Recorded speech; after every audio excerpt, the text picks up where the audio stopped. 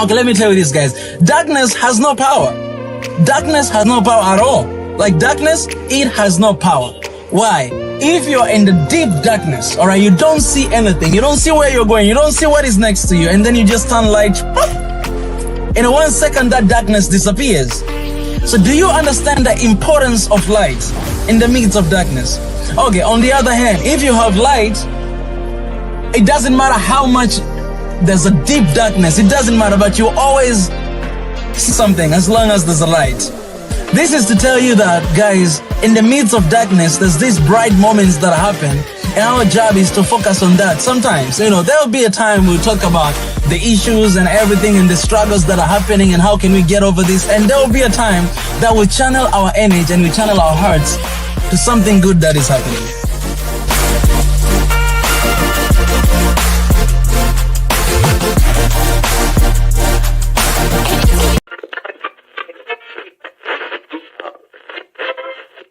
So the lie began from the very beginning of time, right?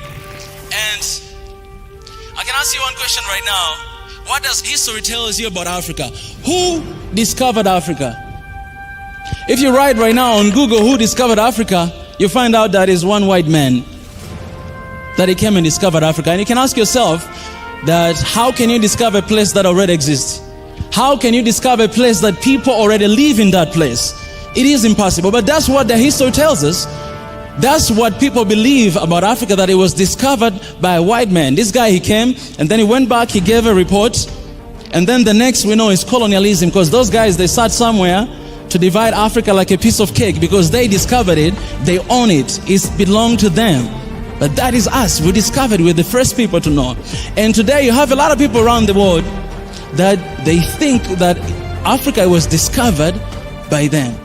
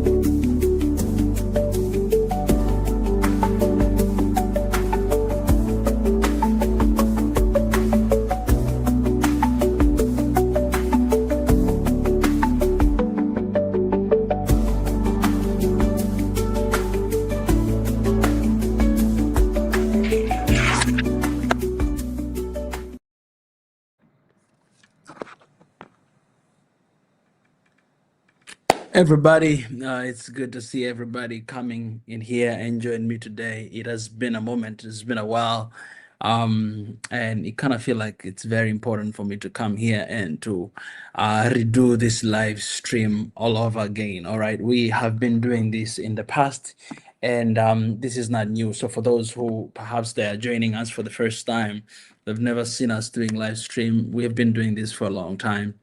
And I'm just so glad to be able to come here and to do this all over again. All right. I'm very grateful to be alive. I'm very grateful that I have this opportunity to come here and to talk about the place I love, the place of origin, the home of all humankind. All right.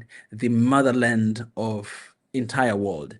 And I'm so proud to be coming here. Today, we're going to be talking about a lot of things that is happening in the continent. And and things that we need to dive together as one family, as one Africa. Africa is in the midst of a radical transformation, but the path to sovereignty is under fire.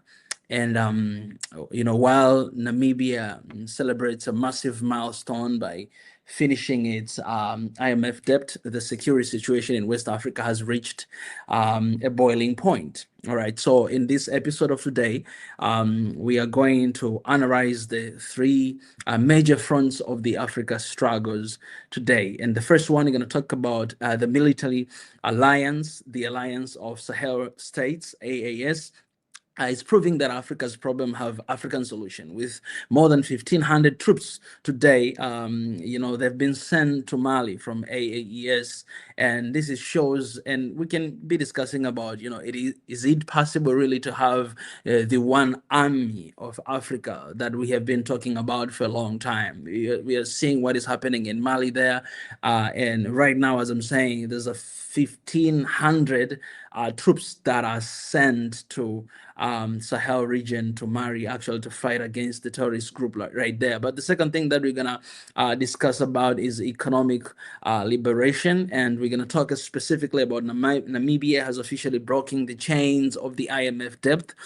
We discuss why financial independence is the first step towards the vision that we all want to see. The one Africa in our generation, the one Africa right now. And then the last thing that we're going to talk about, we're going to discuss about the internal threat. While we fix external neo-colonialism, things like xenophobia in South Africa threatens to tear up the Pan-African dream apart from the inside. Can really one Africa happen if we are divided by borders and things like that is happening right now in South Africa? We're going to cover these three different topics. So I appreciate that you guys are here. Good evening, everybody. I see people joining from different places. Let me know in the comment section where you're joining us from. Let me tell you, we are live on YouTube right now, YouTube Swahili Nation. We're live on Instagram, Mika Chavala. We are live on TikTok, Mika Chavala. And we're live on X, Mika Chavala. So everybody that are joining us, I see a lot of people joining us here on TikTok. It's good to see you guys. It's a pleasure to see you. We're going to talk about Africa. We're going to dive into all these different topic, and there are certain things that I think we need to discuss. So the discussion questions that right now in the comment section, you can start dropping your thoughts and your ideas is, will the AES military alliance be the blueprint for the rest of the continent? Do you think, and how do we stop the rising tides of xenophobia, in South Africa? Let's talk in the comment section. So you guys, we can actually start diving into these, different ideas, and I would love to get from you. So first of all, let me know where you're watching from. I see a lot of people joining from Ethiopia. Appreciate you guys for joining here. I see a lot of people joining from different parts of the continent. Let me know in the comment section. All right, this is good. This is good. This is good. Welcome, everybody. It's good to be back. It has been a moment doing live stream, but right now we're going to try our best to do this, at least to come here and to do once in a while. It's good to see everybody. It's good to see people watching from Canada, 3 a.m. in the morning. And as usual, guys, I'm going to start with a word of prayer. Lord, I thank you for today. I thank you that you give us chance to come together as one family of one Africa and discuss about the fate of Africa and what is happening around the continent. God, we pray that your spirit may lead us from the beginning until the end of this session. In your precious name, Christ, I pray. Amen. Amen. It's good to see everybody. It's good to see people here on TikTok. Please let me know where you're joining from. I'm expecting actually my brother from South Africa to come and join us here, because I think it is very important for us to discuss and to talk about what is happening there in South Africa. So I hope my brother from South Africa will join. He has been very busy. A lot of you guys, His Excellency Ezra, because it's very important to have this open conversation with our brothers and sisters from South Africa as well, because it is very easy for us to take the entire the ideas of few people who are actually doing awful things right now in South Africa. It's very easy for us to paint on all South Africans, but I believe not all South Africans do or believe what is happening right now in South Africa. I believe I don't believe that all South African are being xenophobic against the rest of African brothers and sisters, but I believe there's a small group of people, and according to Julius Malema is saying there's this group of people that is being paid to do what is doing against our African brothers and sisters in South Africa. So I do believe that what is happening there, it's not all South Africans. We have to put that clear. All right, I've been sharing about this for a while. I've been talking about this for a while. You might be South African, you might not even have a desire to do what is happening in South Africa, and you're feeling like, hey man, why are you attacking us? I'm not doing anything. I love African, I love my brothers, African sisters. I just want to make it clear. I'm not saying all South Africans, but I think there's a problem with few South Africans who are doing these things against our brothers and sisters, and it's about time for us to address. Because I cannot stay here. I cannot stay here fighting for the unity of one Africa, and then not talking about what is happening in South Africa. Then I'll be against myself, right? I'm not going to be the man of my words, right? So we have to talk about that. I'm going to talk about that, but also I'm going to talk about the idea of illegal migration in the continent. I'm going to talk about that idea, the idea of even calling Africans foreigners in the continent of Africa. I'm going to talk about that, and I'm going to show you the ways, the strategic ways. What can we do to actually help our people survive? What can we do to actually get rid of something called illegal migrations or foreigners in the continent? It's crazy calling Africans foreigners in Africa. It is crazy. It should not be entertained, and we should not I think we should not support that. We should not support that. We should not entertain that, because I believe that Africans can never be illegal migrants in the continent. They are Africans, so you cannot call them illegal migrants. They're not illegal migrants, they are Africans.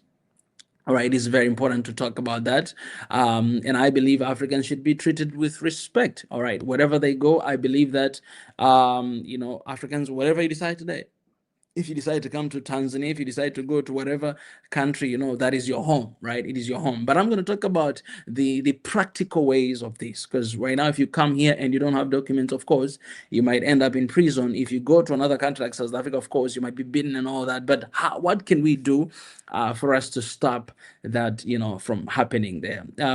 As I said before earlier, that I'm expecting my brother from South Africa, so he might be coming here, and we, can talk and communicate a little bit about what is happening. But I appreciate everybody who is joining.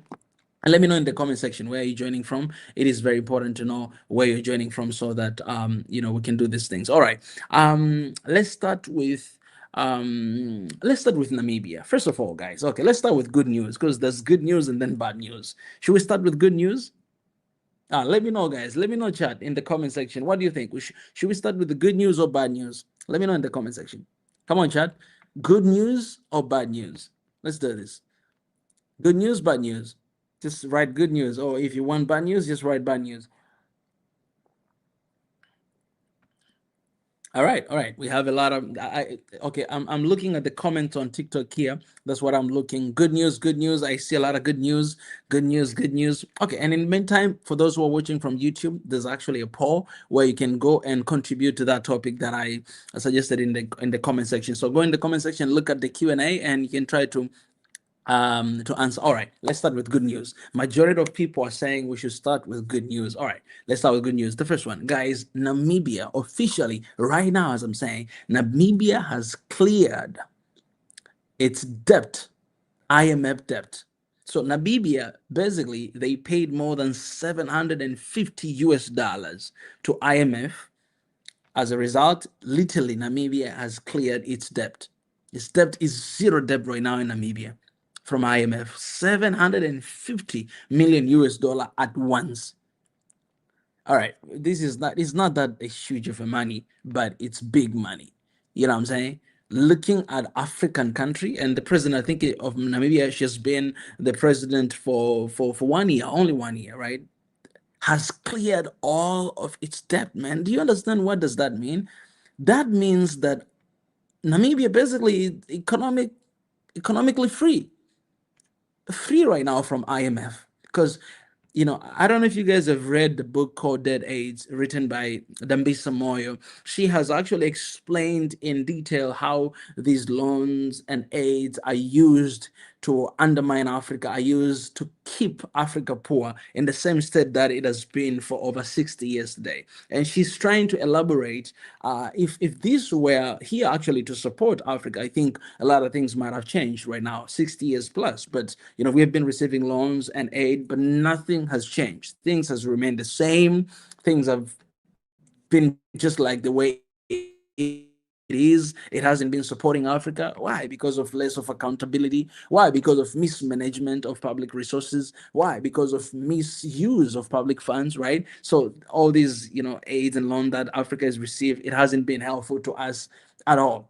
Right, she's explaining that. So if you get a chance, please read that book. It's really powerful. And right now, so what you see Namibia is doing, paying $750 at once at IMF, it means Namibia is actually being fully independent from the shackle of colonialism, neo-colonialism, economic dependence. It is actually free from that, and it allows Namibia to actually focus on the developing project and all the money that is coming in, either by taxes and all that, the income, the whatever. It will be directed not towards to paying these debts that have been owing for a long time, but actually, changing the economy situation of Namibia. Because I can tell you right now, if you stop, receiving your aid and loan from whatever it is, and you try to work and you try to manage what you have, this is what will happen. You're not going to owe anybody anything, but you are going to improve yourself. This is in the level of country, but also even in the level of just individualism. All right, individual, like if you always, like, you have developed yourself because of the loans and aids that you get from here and there, it is very hard to progress. Actually, it's very hard to progress. It is very hard to progress. And I understand. I mean, our countries, at some point, we all need to get loans here and there in order to, to change whatever, for development projects and everything. Every country in the world receives loans and aid. I know that for sure, right? I know that we need each other. I know sometimes we're going to need the support. But in the case of Africa, it's a little bit different, because Africa, it has been highly depending on the loans and aids from somewhere else, and not really work on the management of its resources and accountability and management, and use the rightful ways of public funds. We haven't been dealing with that. So we've been depending on just the money that is coming outside, and honestly, they're not really benefiting people. It's just for themselves, few people, they're benefiting from that. And we haven't really focusing on the accountability and everything. So I think the core problem of Africa is not just receiving loans and aids, but how are we spending that money, right? And how long does it take for us to pay this debt? For example, in Africa, if you take an example, country like Nigeria, it has a huge debt to China.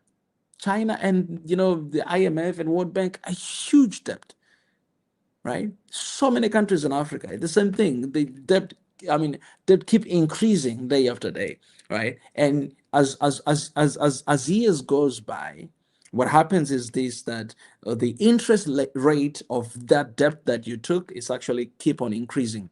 Eventually, you're not going to be able to pay this debt. And a lot of African countries, they're asking for, for waiver. That, hey, can you guys please, we need a waiver to all these loans and aids that we need a waiver. And what happens? This waiver, they're not coming for free. They come with conditions. Unfortunately, most of us Africans, we don't know these conditions, right? And maybe we'll never get to know them, right? So these are kind of like secret condition that you'll never get to know it. I'll never get to know it. Because you don't know. If your country is being sold, if Africa is being sold, we'll never get to know that, right? So seeing Namibia bold move of eradicating all of the IMF debt, 750 million US dollar at once, but cash like that, man, it says a lot about our continent, that our continent actually has money. We have money. We are able to transform things. We are able to change things. We are able to transform the economy of our countries, and we're able to take care of ourselves. Kudos to Namibia for doing that. I believe another country in Africa was Burkina Faso. I believe Burkina Faso also, it has zero debt. I think it happened like a couple months ago, like 3 or 4 months ago. They cleared all the debt. So it means we can actually do it. So now, after clearing this debt, instead of adding more debt, why don't we reallocate all these resources, channel all this energy into the development projects in our continent? Why? Why, instead of having loans and aids, why don't we do partnership with these countries? All right, let's do partnership. All right, let's do partnership that you will benefit and I will benefit as well. But loans and aids, it has never worked for the past 60 years. It's never going to work for the next 60 years. All right. If you do the same thing over and over and expect to see different result, that is called insanity. So for Africa, for the past 60 years plus, we have been doing the same thing over and over. We've been taking debt, taking loan, taking loan, taking loan, but nothing has been changed. It's insanity. It is insane. So now it is time for us to change the approach. We go all the way to the root to see what is the root cause. What is the root cause of this problem? We could call it root cause analysis. We do that. We go all the way down to see, what is the source, where this came from and why this is happening, why this is not working. What can we do? We go back. And I think at this point, Africa needs to step back a little bit and review on herself and realizing like where are we getting wrong, because there's a lot of countries that are mostly developing. I don't like using these words, so I'm not going to use developed or developing because I don't believe in that. I believe all of us are developing countries. It's the time for us to take a step back. But why does loan work for Western countries and not working for us? It's a decent question, guys. It is a decent question. We should ask ourselves these questions. Why does it work for them? It doesn't work for us. It's a decent question. Then after we find the answer, then we need to go back and to fix that. But we're not going to fix the loans, the debt, the huge debt that Africa has by borrowing money from another country over and over again. It's not going to work. Do you know how much money does the continent lose each year? $50 billion. Each year we lose. Each year, African continent lose that money. And at the same time, we're getting loan each year.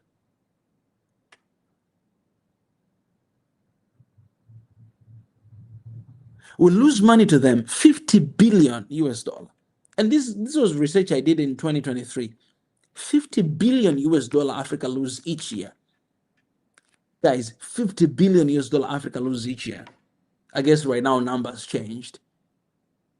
And in the same years, Africa received a lot of loan and aid from outside. So why don't we manage this 50 billion very well so that we may not lose it and use the same money for our development projects and not borrowing from them? For me, I believe at this point, I think Africa was supposed to be borrowing them money.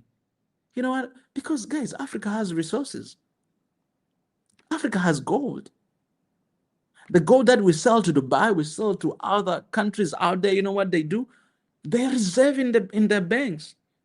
And today, when you talk about the economy of United States, the economy of China, the economy of UAE, the economy of whatever, you actually, because of the gold reserve, that most of them are being bought from Africa. What do we do with that?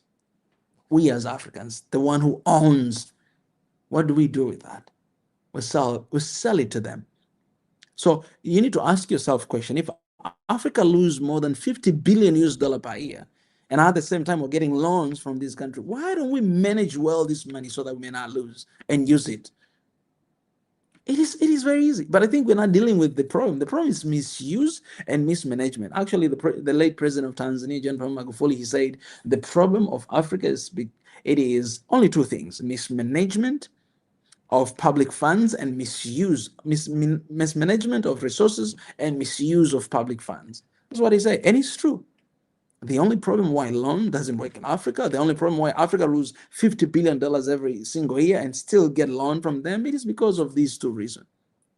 If we manage well, actually even scripture says that. It says that, Jesus actually gave this parable of three different individuals. Basically, I'll be like, three different clients that this boss, he went to them as an investor and he gave, like, let's say he gave one of them like $10,000. Another person he gave $1,000, and then another person gave $100,000. The person who got $100,000, he actually went and he invested and he did business, and then he produced another extra $100,000. So it was like $200,000. And then the next person, He took that $10,000, invested, and then he got, $20,000. The last person who got $1,000, he took that money and he was like, you know what? This guy, he just gave me this money. He wanted to get from nothing. So I'm just going to keep this here in the account and I'm not going to care about anything. I'll return that money, when the time comes. The time, of course, came, and the boss came and was like, hey, I need my money, the money I invested in you. This guy, he was like, hey, you gave me $100,000. These are $200,000. I made, I doubled. Yeah, right. And then the guy of $10,000 as well, he came and was like, hey, you give me 10,000, here's 20,000. The other guy of 1,000, he went to him and was like, hey, you gave me this 1,000 and I felt like, you're lazy. You just wanted to get it from me. So here is your $1,000. What do you think this investor is going to do? Is he going to pay this $1,000 guy who actually didn't do anything with that? And then later on, the scripture says that whoever is faithful in small little things, I will trust him for even bigger things. So this is actually a spiritual principle that when you are faithful in managing small things you have, in the spiritual realm, you will be trusted. More resources will be attracted to you to manage even a bigger portion. If you cannot manage the company of 3 different workers, you cannot manage the company of 10, the company of 100 or 500, you will never be trusted. If you cannot run your own life, you will never be trusted with the life of somebody else. Oh, perhaps maybe that's why I'm still single. Anyways, if you cannot manage your personal life, that was a joke, guys, by the way. If you cannot manage your personal life, then how are you going to manage the life of somebody else? So in the case of Africa, it means if we cannot manage the little we have, how can we be trusted to manage loans and aid that we get from these people? We have resources here. And one of the most powerful resources we have in Africa is people. We can't even manage them. Today, you see in South Africa, beating fellow African brothers and sisters. Mismanagement. Government don't do nothing there. You see people are being beaten like thieves, being beaten like dogs. Even dogs these days, they don't beat dogs like that. Actually, animals are being treated better than how they treat fellow African brothers and sisters in that country right now. If we're not even managing well our own people. All right, South Africa, that's one. Okay, why are these people leaving from their countries? Let's look at the source. Okay, let's go back to the source, all right? Because this is the end result. If we talk today about illegal migrants, these people, whatever, that is the end, that is byproduct of something else, something serious that is deep rooted within our countries. Why do people leave their country and try to find a better life somewhere else? Why? Why do we have migration problem in Africa? Why? You find out that maybe because of proxy wars in our countries, maybe because there are killings in our countries, people they find not safe because of tribalisms, because of religionism, because of nationalism, because of instability of our countries. So people, they decide to walk away. So the problem is not just finding migrations, a lot of Africans moving to South Africa, but the problem is, why are they moving away from their country? You see what happened in South Sudan, all right? What happened in Sudan? A lot of people, more than 1 million people, they were dislocated. In Congo, more than 2 million people left the country. 2 million people migrated to other countries. Why? Because there's a lot of killings there every single day happening. Sudan, a lot of killings are happening there, wars and everything. You go to Ethiopia, people running away because of tribalism and killings that are happening there. You go to different countries, people running away. So the problem at the end of the day, we as Africans, we cannot even manage our own people. Even in our countries, forget about Africa, but in each and every single one countries in the continent, 54 countries, we cannot manage our people in our countries. And they run away. They run away. So if we cannot manage our own people, what do we expect what we expect, are we going to be trusted with greater things if the most important resources of Africa, which is our people, we can't manage them? People are the most important resources. People are the most important resources in Africa, in any country in this world. We don't care about our people. You know, even the, so, man, we start from the root cause analysis of this is our countries and our nations. That's why you see those videos, these South Africans come and be like, you guys go and save your country, go and protect your country, protect your nation, go there. You're running away, your countries are ruined, and then you're running away, you're coming here. Let me tell you this. I don't support what they're doing, but they have a point. They have a point. Point is there. That is true. There are things are happening in our countries that people are feeling unsafe and run away from their own countries, right? So we need to deal with that. We need to manage well our people. Second, where they run to, they should be able to find a shelter and a home because Africa is their continent. So you guys are wrong. That's where you're wrong. Do you think, let me ask you this, do you think, with your rightful mind, do you think that people, they're willing to run away from their own home and go to live in neighbor's house? Do you think that's the case? Do you think these people, they love running away from their home where they were born from, come to your country? Do you think they think your country is better than their own country? No. Come on, don't be too naive, man. That's why I'm very disappointed with these videos of my fellow Africans, brothers and sisters, South Africans. That's why I'm very disappointed, because you think South Africa is so much better and these people running from their country because they're finding a better place to be, and that is South Africa. No, come on. Everybody knows, man. Everybody, all of our countries has huge issues, man. South Africa, it has been number one for many years with crime rate, violent crime rate in Africa. South Africa, number one, has been holding number one for many years. Many years, man. I've been to South Africa. Not once. Twice I've been to South Africa. And last time when I went there, I went to Marikana. I went to these villages. So you actually see a completely different life from Cape Town, Joburg, Pretoria, and then when you go to these villages, Marikana, and there's another village I don't remember. These are two different words, guys. Two different words. Two different words. So is South Africa better than all these African countries people are running from? No, that's not true. Why do people go in there? Because they feel like South Africa will give them opportunity to move their life, to be safe, and to run with their families, to run their lives there. Then they go there. That's what they think. So basically, they come there with good intention, knowing that this is a safe country. This country will give me a home. It's like South Africa has been like the United States of Africa. You know what I'm saying? Like the land of opportunities, the land where you go and then impress people. Believe, and imagine, guys, this. Imagine South Africa. It is the last country in the continent to receive our independence. And yet, most of African migrants, they go to South Africa to find shelter. Imagine. Change perspective, guys. South Africans, come on, man. Change perspective. People, they come because they believe this land will give them opportunities. Okay, hear me out. So here's the thing. I think you guys can let me know in the comment section. I think the reason why South Africans are really mad, some of them are really mad at these foreigners, is because, first of all, most of jobs in South Africans are owned by whites. White South Africans in South Africa, they actually hold the economy of South Africa.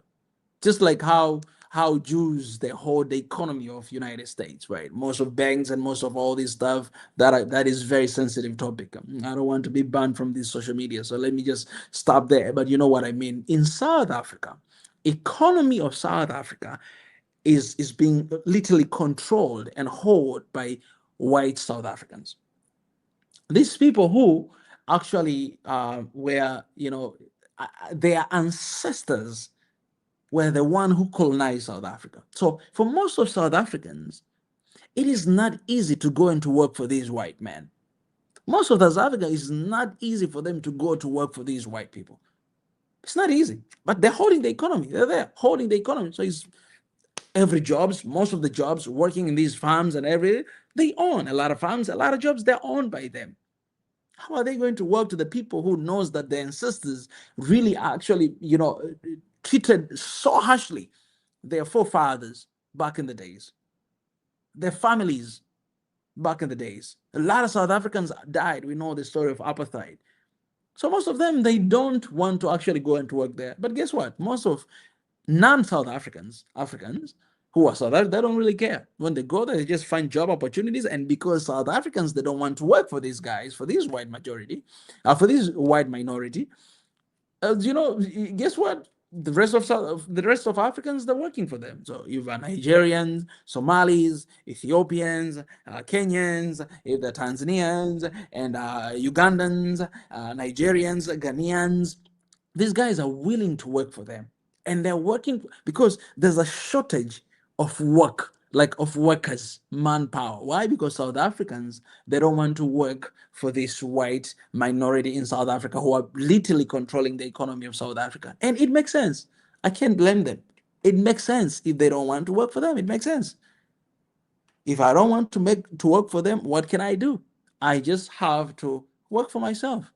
I just need to create wealth for myself. I need to work for myself, whatever, to build my economy as much as I can, and to start my own company and to move. So because of that, these white minority, they actually prefer to hire these foreigners because they're willing to work. But as well, I need to say this as well. Most of undocumented people, documented people in these countries, they work for them because, I mean, they can be mistreated sometimes. Can be paid any amount of money because there's no minimum wage for you. You're undocumented, so undocumented. So yeah, what are you gonna say? Are you going to what? Are you going to the police? Are you going to the migration office? No, you're not documented.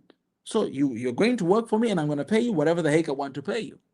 So first of all, in the standpoint of this minority, these are just my ideas I'm thinking, right? So South Africans, they don't want to work for this white minority because these are the guys responsible for what happened in this country. And right now they basically own all the economy. So I'm not gonna work for my masters. It feels like I'm a slave again, right? Working for these guys, working in the shop, in the farms and everything. These are things that our forefathers did. I'm not gonna do this. So most of South Africans say we're not gonna do this.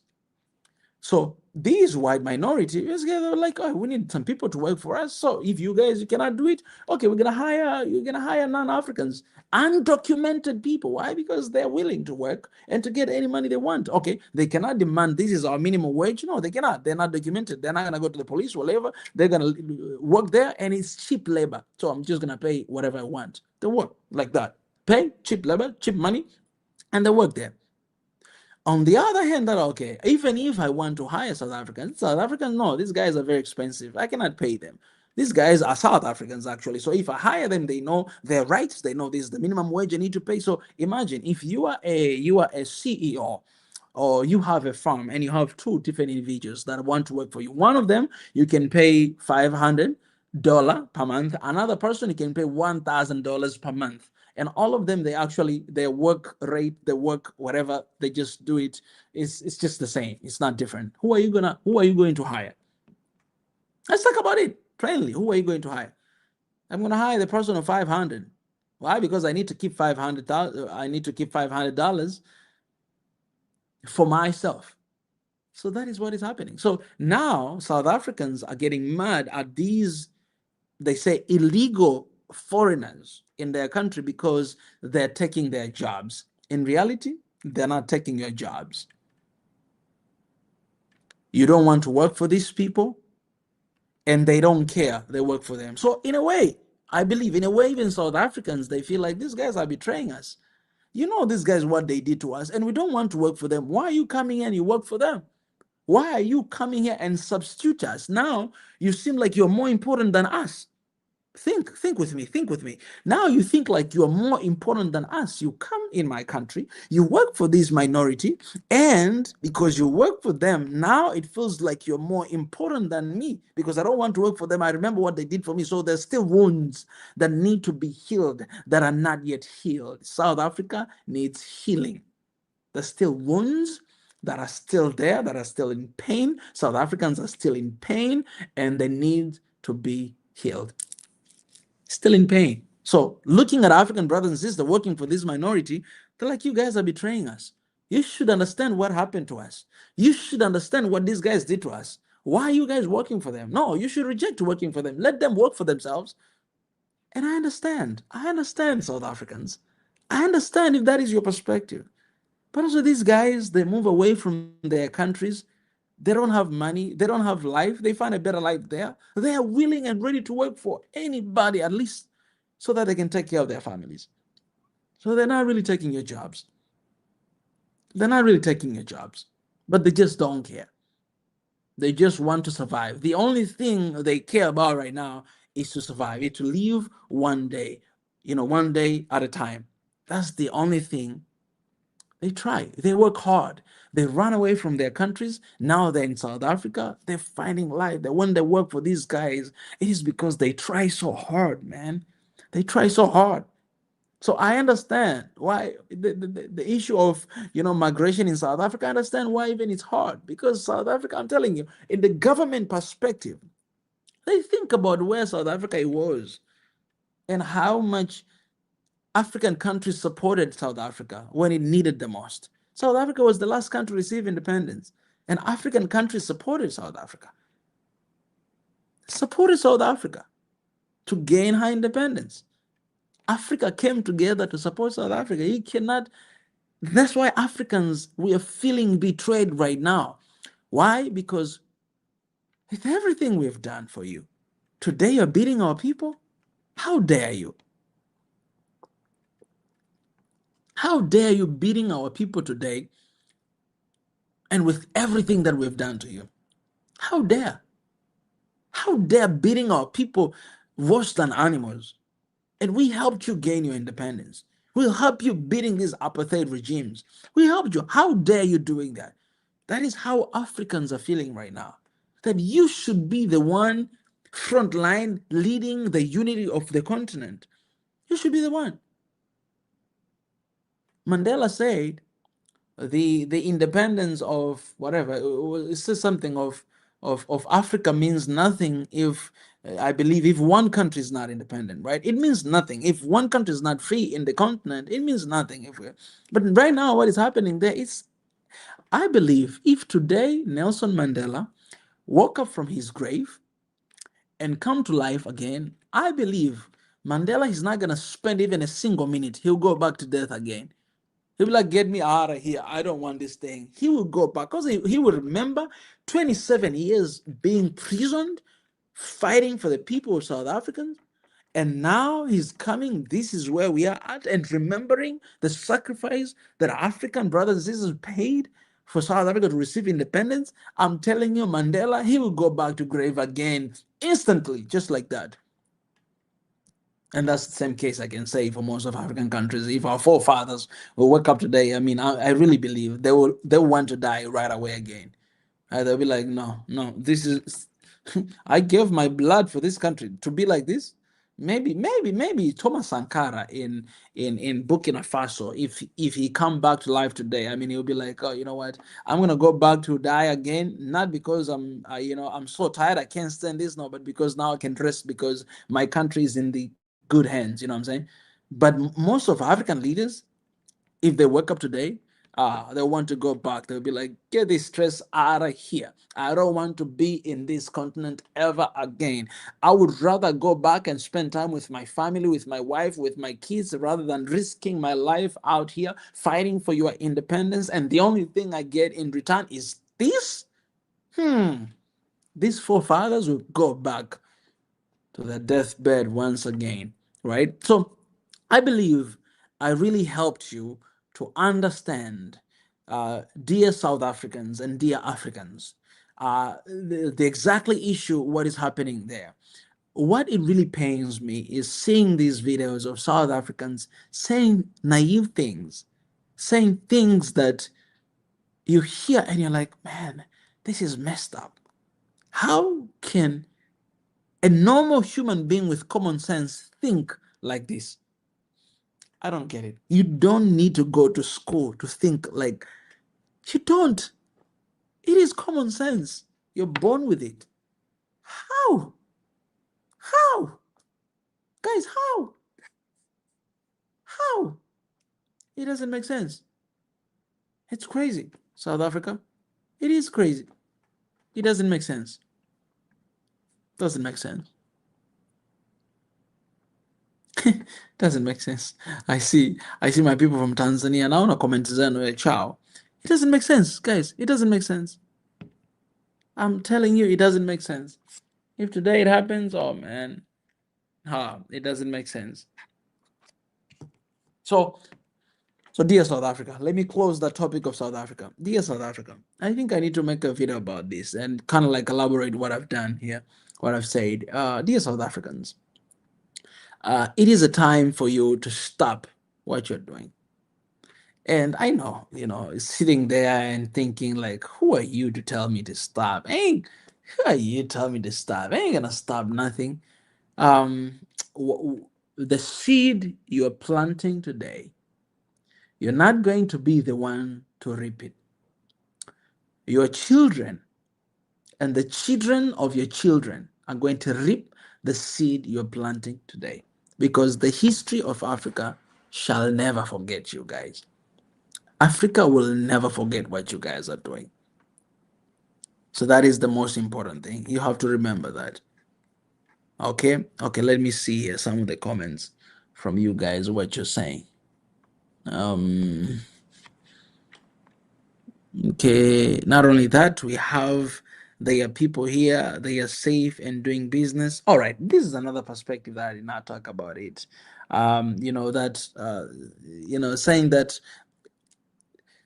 the seed that you guys are planting right now in the hearts of Africans. I've seen in Nigeria, some of Nigerians, they actually went to South African embassy and asking them to get out of their country. So now they're not just going after undocumented people, they're going after every South Africans in their countries, right? That is kind of rage that is happening right now in the continent of Africa. I've seen the same thing in Ghana as well. I've seen, the video of this Ghanaian lady standing and be like, you know what, we don't want Nigerians in our country. We don't want them to own land, man. What kind of nonsense is this? Anyways, the seed that you guys are planting, you're not going to be the one to reap it, but your children and the children of your children and the children of your children of your children are going to reap the consequences of your actions today. And it's sad that you don't think about that. It is very sad. Like you just think here, oh, you guys are taking our jobs, you guys are taking whatever, you guys are sleeping in good houses, and when we don't, we are homeless. You guys are doing this, and you just think about now. You don't think about tomorrow. You don't think about 10 years after now. So the rage that you guys are putting are causing in Africans' heart, I'm telling you guys, you'll be guests for no one. Nobody will open their hands to welcome you, and which is sad. All right, because these are just minority people doing that, but then it's gonna cause the entire confusion to the entire majority of South Africans. I mean, across the world. Do you think people right now that will receive you with so much joy that South Africa? No, man. They'd be like, these guys, we don't trust them. No, we don't trust you guys. You're beating our people. We've seen, how can a human being beat another human being like that? For me, I don't understand. I think it's just demonic, very demonic, beating somebody like that. Very demonic. And I cast it. I cast those evil spirits in the mighty name of Jesus Christ. Casting you guys. Anyways, all right.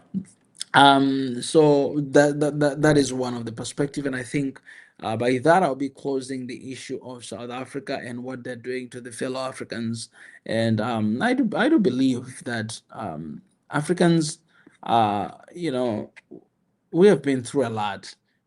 Not only South Africa, but the entire continent of Africa, we've been through a lot. So don't forget that. You're not the only one that have been through what you're going through, but Africans have been through a lot. You have to remember that. And when you remember that, you have to know that Africa, we need each other. All right. We need each other. Africa has been through a lot, and Africa, we need each other.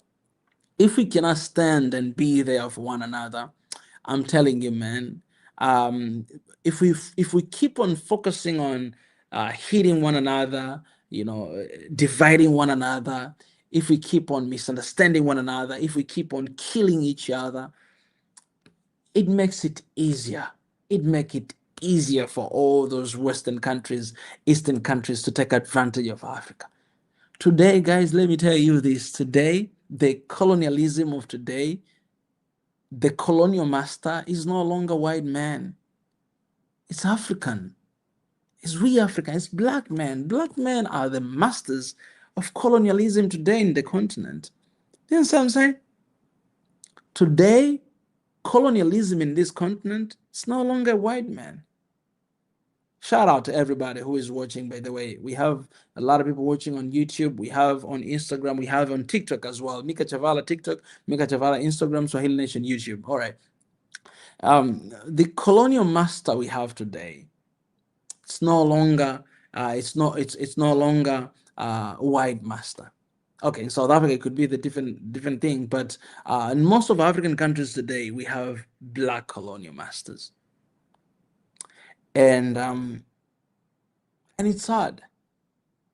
Let me tell you this, man. I think I'll do research. Maybe okay. Let's try to find right now, because these days we have ChatGPT. Let's do a little research right now. Whatever you are, okay, chat. Okay, let me give you work. Why am I doing alone? Okay, chat, do this research. If ChatGPT has the number, find the number of Africans who died during colonialism and number of Africans who died after colonialism.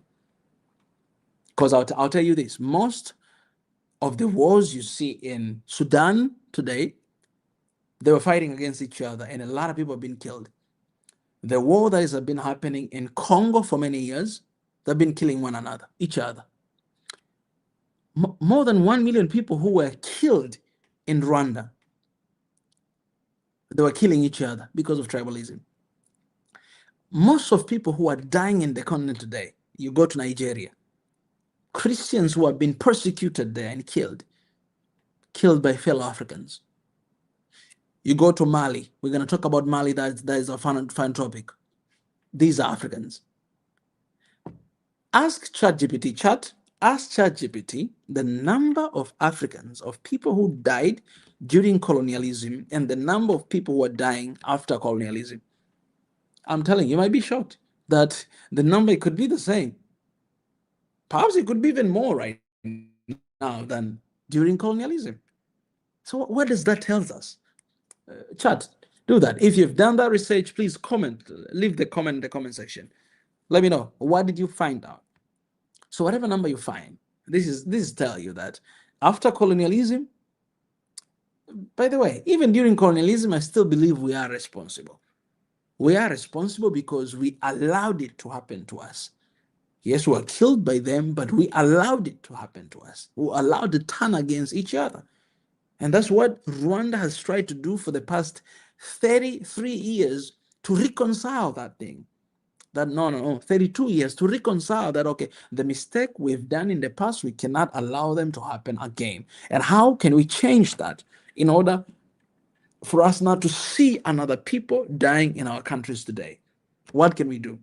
So Rwanda has done that. I've been to Rwanda and I've seen the strategy that they've done in the place where they have State House today. I forget the name of that region, but that's where they had these policies of transforming, all these things that happened in the past, and to change everything. They did their part, all right. But these numbers of people that are dying after colonialism, basically we're killing each other, guys. Africans, we're killing each other. No, let's be real, guys. Killing each other. We are killing each other, Africans. Putting each other down, Africans. Slowing down each other, Africans. Africans are doing that. Whether by witchcraft, which is crazy in Africa. People are just killing each other. You sleep today, tomorrow you're not there. Witchcraft. Or crime, violence, guns in South Africa. How many people are dying every single day because of guns in South Africa? In Congo, look at how many people are being killed there. Go to Ethiopia, go to Sudan, go to every country in Africa. Guys, they're killing each other. It's crazy. It is crazy. It is crazy, guys. We Africans were killing each other as Africans. So it is almost impossible to see the Africa we want, because we're the one who are slowing down. We can't blame white, We can't blame green, yellow, brown. No, no, no. We need to blame ourselves. Ourselves. We need to blame ourselves. And sadly, that's what Africa does, man. So Africans, we are pulling each other down. There's a crazy scenario happened even here in Tanzania right now in the news. See, one guy has been just chopped his head off, just like chopped his head off. People, they just found his body somewhere and his head off is gone, chopped, like literally. It's been, man, it's crazy things. You can't even talk about these things because it's scary. It's scary. You can't talk, you can't imagine the level, the audacity of doing something like that to another human being. But it's happening. You understand what I'm saying? Africans were doing this to each other. We're doing this to each other. How are we going to move from where we are to a better Africa? If this is what we do, if this is how we do in South Africa, beating our fellow African brothers and sisters, do you think your country is going to be blessed? That's a curse, man. That's a curse. You need to repent. I believe Africans, first and foremost, we need to repent for this continent. The Bible says, Mambo ya Nyakati, Chronicles, 2 Chronicles 7:14, that if my people who are called by my name will humble themselves, seek my face, and turn away from their wicked ways, I will hear from heaven, I will heal their land, and I'll forgive their sins. I think Africa, we need to repent for the wickedness that we've been doing. Even if it's not you, your father, if it's not your father, your forefathers, if it's not your forefathers, your neighbors. Right now, we're doing it. We are all responsible for what is happening in our continent. And I believe that Africans, we need to repent and to start over. Start seeing each other through the eyes of family, love, and peace. And we're one people, right? One people. If I beat you like the way I'm beating, these, we say foreigners in our country, imagine today. Let me ask you this, South Africans. Imagine today, we're not praying for this, but imagine today, your country get very unstable, and some of you run away from your country. You go to a neighboring country. Let's say you go to Zimbabwe because you really beat these guys up. You go to Namibia, or you go to Botswana, or you come to Tanzania, and then you come here, you have babies, and then your babies are being treated like that. How are you going to feel? Think about the same scenario, the same thing you're doing to other. If that is to be done to you, what are you gonna feel? How are you gonna feel? We say this in Korea. In Korea, we say "Yokchisaji sengage ba." Yokchisaji. Yokchisaji is like be in someone else's shoes. Be Nigerian today, Ethiopians. Be South Africans. Be Nigerians today. I love Ethiopians because that's why I keep mentioning that. Be Ethiopians today. All right. Be Somalis today. You understand what I'm saying? It's very important to think like that. All right. All right, guys. So that aside, let me finish up, wrapping up with what is happening in Mali. All right. So apparently, the Minister of Defense of Mali has been killed, him and his children, and I think some other people as well that doing in a car. I mean, the car that I think it was driving or whatever, they've been killed, right? Instantly. And the Minister of Defense of Mali has been killed because recently there have been an attempt to remove the current regime, current leaders of Mali. Just remind you that Mali, it was actually, the president of Mali or whatever, he did not happen, democratically, something else happened. It's happened the same thing like what happened in Burkina Faso and everything. So as you know, for example, in Burkina Faso, there have been more than 20, even 30 different times assassination attempts towards Ibrahim Traore. And so the same thing is happening in Mali as well against the current regime and all these terrorist groups right? They've been trying to invade, Mali, and they killed the Minister of Defense, somebody who is in charge of defending Mali's people, and the current president of Mali as well, right? So country's been in turmoil, right? A lot of people are being killed, and this has been going over and over and over in the western side of Africa. So the Sahel region, right? These three countries, Mali, Niger, and Burkina Faso, they formed this union, I believe, 2 years ago, right now, or 3 years ago. They have sent 1,500 troops to Mali to actually stand together. So here's the thing that basically when they formed this union, what they were saying is this, that hey, if you come after Mali, you're coming after all of us. If you come after Burkina Faso, you come after all of us. We are one. We're going to have the same passport. We're going to have literally the same currency. We're going to work together towards the betterment of our side. Okay. And if you go to Burkina Faso today, things are changing there. The infrastructure development that is being done in Burkina Faso, it's crazy, man. The transformation in agriculture sector, it is insane, man. Transformation in transportation sector, it is insane, man. Everything is just skyrocketing in Burkina Faso. Burkina Faso, they're very famous of producing tomato, right? So they're producing a huge amount of tomato, and they actually, even right now, they're manufacturing cars in Burkina Faso, cars, right? And the gold reserve of Burkina Faso, it's crazy because they try to manage everything and making sure that they're not really, selling out, but they're reserving it for their own economy. So it's crazy. The country is crazy rich right now. And actually, they also cleared its debt, Burkina Faso, right?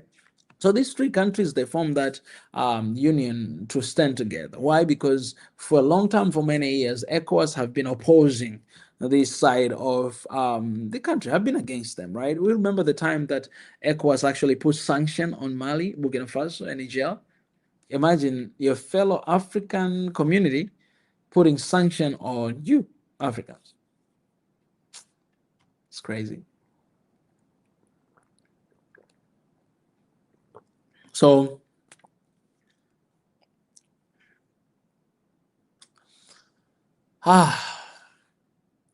now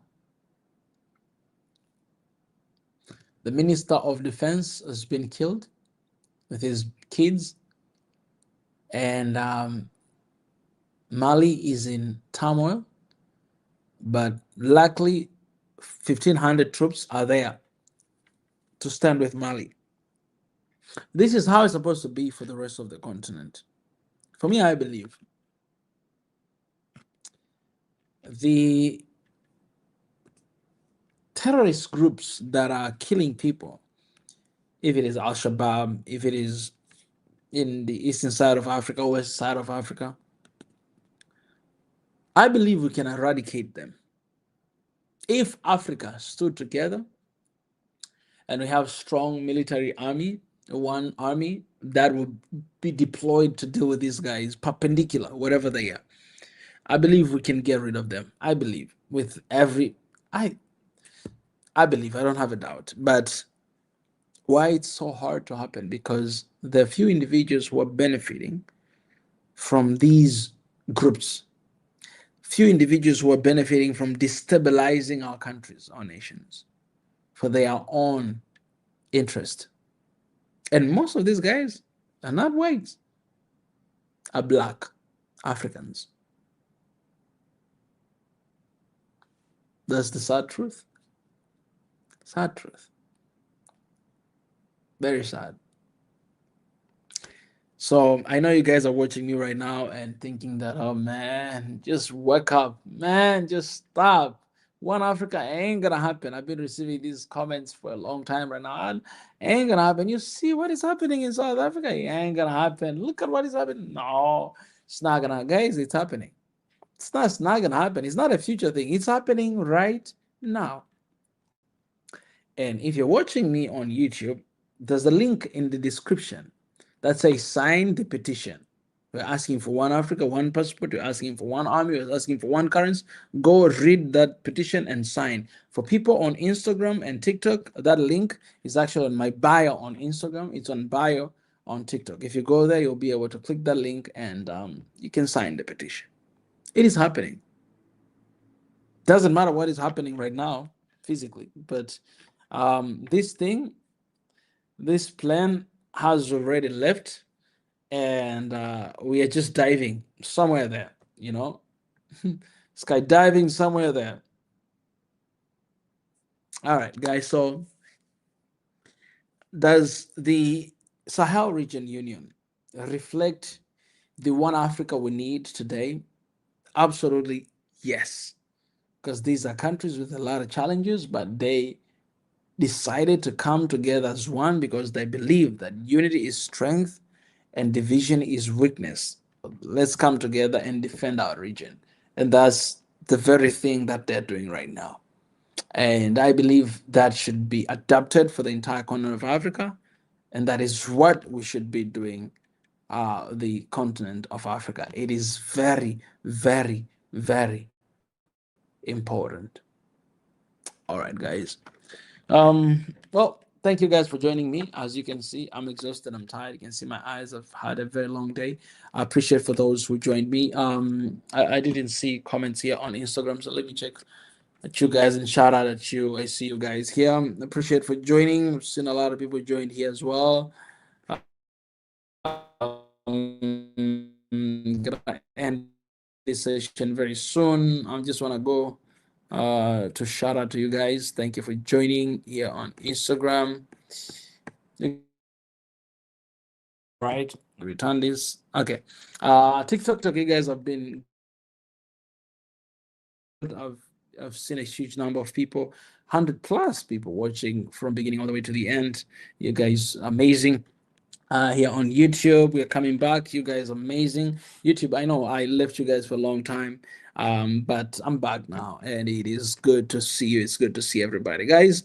I want to tell you this, man. You might have commented, left a comment in the comment section, and I did not read, I did not say anything, but you're not doing it for me. You're doing for everybody who is watching this community. So I believe the people have seen your comment, and let me just say this for the last time, that please, let's feed internet with positivity about Africa. It is very important, man, because if we don't stand for Africa, nobody else will stand for Africa. If we don't defend Africa, nobody else will defend Africa. If we are not proud of Africa, nobody else will be proud of Africa. We are obligated to be proud of this continent, to be proud of our people, to be proud of our families, to be proud of Africa. We are obligated to be that.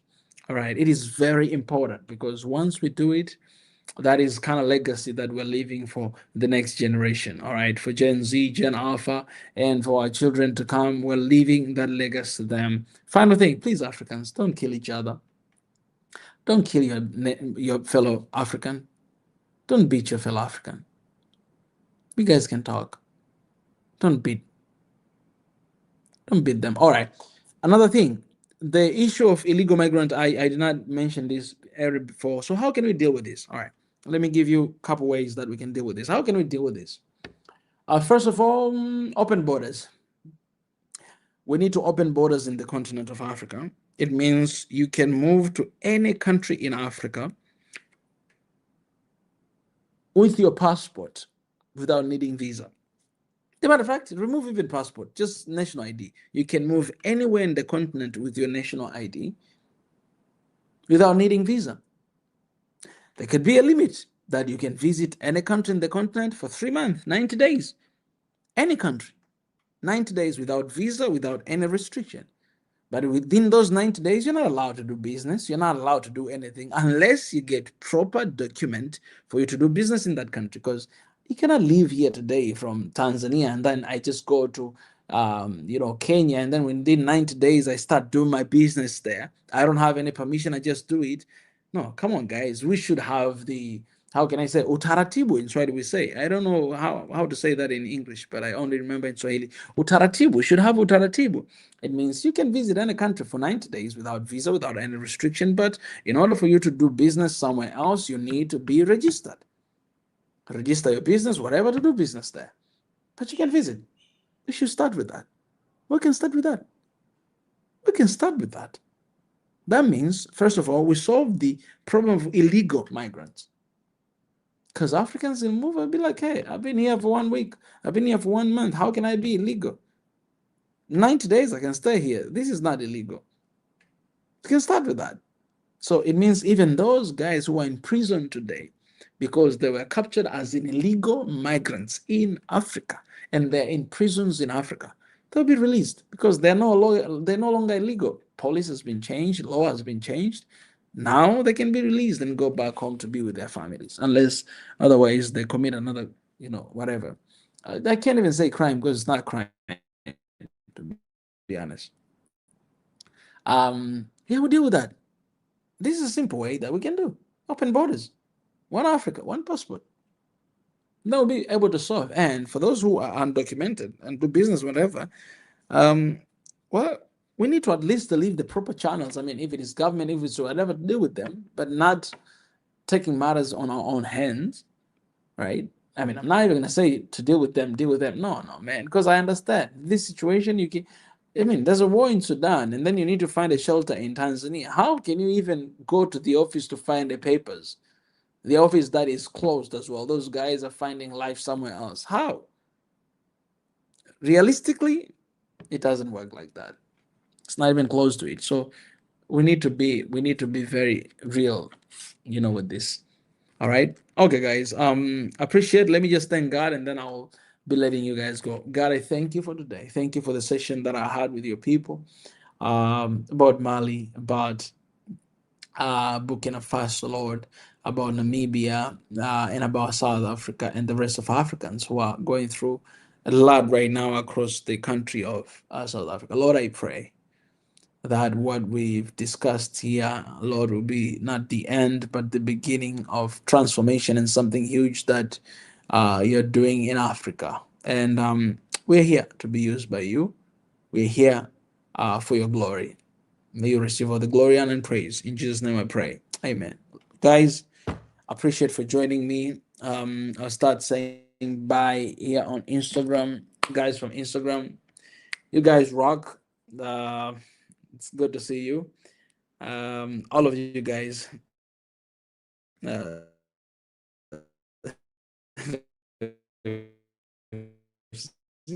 Instagram.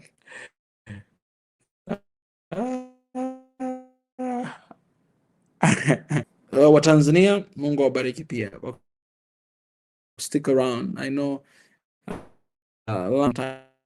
Lakini I need to address these things in Swahili. I mean in English. I need to. So you guys hang in there. You guys are the best because most of you have been here regardless of that. All right. Thank you guys. Here on TikTok, I appreciate you guys for joining. I appreciate you guys for coming along, and I appreciate you guys for sticking around. All right, I'll be coming back again for this live stream. I'll be doing a lot. All right, I'm back right now. I need to come to reconnect with you guys. If you're not connected with our YouTube channel, go Swahili Nation on YouTube channel. Go and subscribe and watch. We have pretty good. Even right now, we're live there with another thing, another videos. We have great videos. We have great work there. So go and stay connected. All right. So I'll start signing off from Instagram. You guys, I love you. Let's end this.